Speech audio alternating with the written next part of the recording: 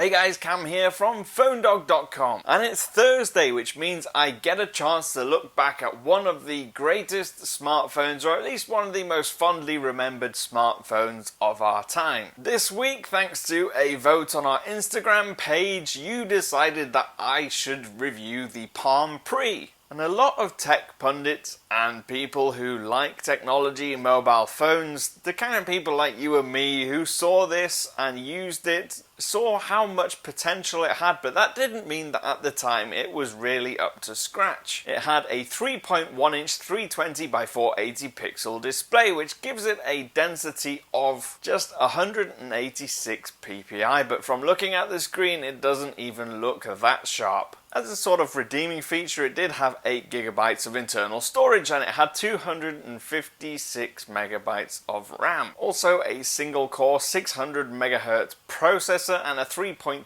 megapixel camera on the back. Also loaded with 802.11b and G Wi-Fi connectivity and HSDPA up to speeds of 3.6 megabits per second. So it wasn't terrible, but it wasn't great either. And if we look at hardware, the design of this thing was actually really quite nice. It felt good in hand, it had nice curves around the corners, around the edges. It fitted comfortably in your palm, which I guess kind of fits considering the name of the brand. Obviously when you slide it up, it's hiding a full QWERTY keypad underneath the display. Except that it was quite a cramped keyboard, and so actually typing on it was a challenge, and still is a challenge when you try to use it now. You'd be very hard pressed to type on this thing quickly or accurately. And it certainly wasn't any competition to BlackBerry in terms of design or ease of use. Palm made some other rather unusual choices as well, like putting the power and lock key right on the top right hand corner, not on an edge but actually on the corner, kind of sticking out. And right next to that was the mute switch, which was very easy to miss. On the left hand edge was the volume up and down rocker, which again felt a little bit plasticky and flimsy. And if you wanted to charge or sync your device, you had to remove the clumsy flap on the right hand edge. The back was removable, you could take the battery out, replace your SIM card, everything was covered with this plastic rear shell, which again was not the easiest to remove. But what made the Palm Pre so great wasn't the hardware. It was fine, it worked, you could make use of it. What made Palm great, and what made the Pre specifically great, was the software. webOS was one of those operating systems that if you ask anybody who was interested at the time, this has tons of potential. And it did. It's just sad that it never really lived up to that potential. When you opened up the apps drawer, you'd get a nice list of apps and icons that look beautiful. You'd also, more importantly, when you open an app and when you close an app, you actually get this nice multitasking card system where you can actually see the app sort of running in the background. You can flick through them and cancel them just by flicking it off the screen.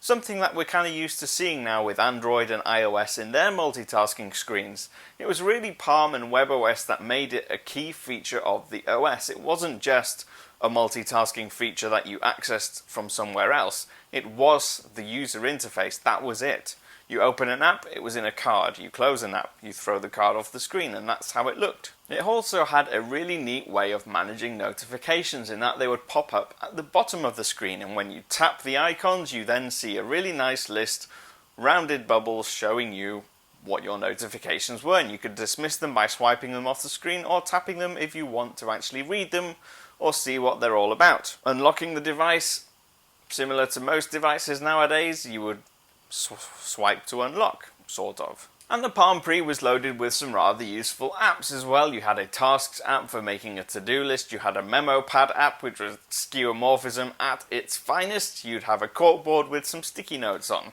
It was kind of cool. One of the other key hardware features that I actually really liked was the trackball at the bottom. It had a really neat pulsing notification LED underneath it, so whenever you get a notification, your trackball on the device would actually start to pulse and light up until you read the notification. But you could also use it as a gesture interface, so if you wanted to go left, back, or forwards, or up or down, you can do so with the trackball, and it also clicks to select. But it was also flanked by 2 other lights which tells you that it's picked up a gesture.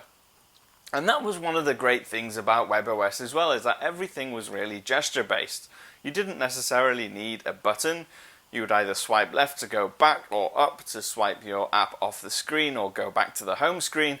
Everything was just a single digit swipe away. Now the web browser wasn't fantastic, it wasn't quick, it didn't really load pages very well, and even when it did and you thought it had loaded a whole page, you go up or down or try to swipe, then you would see some inevitable checkerboarding. And the 3.2 megapixel camera didn't have autofocus, it was fixed focus, so that meant that you could only take a picture and most likely it would be out of focus. What's more, if you actually used the YouTube app, the screen didn't really do a very good job of rendering the video, or the phone didn't do a very good job of rendering the video to make it actually look any good. It was very fuzzy at best. And the hardware build quality wasn't fantastic either. Despite all the little problems that I might have with the way it was laid out and certain things like the buttons, the actual feel of the device isn't very solid. The slide mechanism doesn't feel particularly premium, but it is easy to use and it's easy to love, even though it's clearly not the best phone that's ever been around, and it clearly wasn't the best phone around at the time, but it was still cool and it still worked. But more importantly, the Palm Pre, when you look back at it now, serves as a reminder of what could have been. After the Palm Pre 2 had been launched, HP bid for Palm as a company and bought the whole company and released the HP Pre 3, which was released, and then the company announced that it was no longer going to be making hardware, even before the Pre 3 had made its way to the States. If HP gave it attention, a bit of love, a bit of money, to actually develop the hardware around this awesome operating system, it could have been something incredible. And that's the sad thing, and that's why we only see webOS available now as an open source operating system on TVs. But there we have it. That is the Palm Pre, the original first generation model from 2009, and it is kind of a sad story as to how it doesn't exist anymore, but still, let's not forget this device because it had a lot of cool little features in it that we now use in our Android and iOS operating systems. I've been Cam, I'm at PhoneDog_Cam on Twitter. Check out our Instagram page, instagram.com/PhoneDog, because we will be posting a photograph maybe next week for you to vote for what device you want next. I will see you again soon.